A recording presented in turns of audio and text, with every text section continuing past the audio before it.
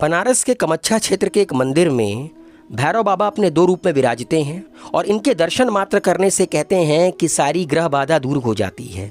सबसे पहला रूप है बटुक भैरव का। कहते हैं कि इनके दर्शन से ही कष्ट दूर हो जाते हैं।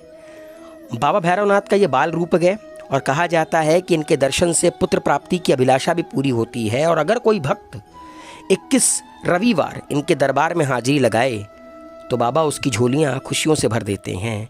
और दूसरा रूप है यहाँ पर आदि भैरव का। भैरव बाबा का यह रूप भी बाल रूप है और कहते हैं कि इनके दर्शन से राहु केतु की सारी बाधाएं दूर हो जाती हैं और भक्तों को आशीर्वाद मिलता है।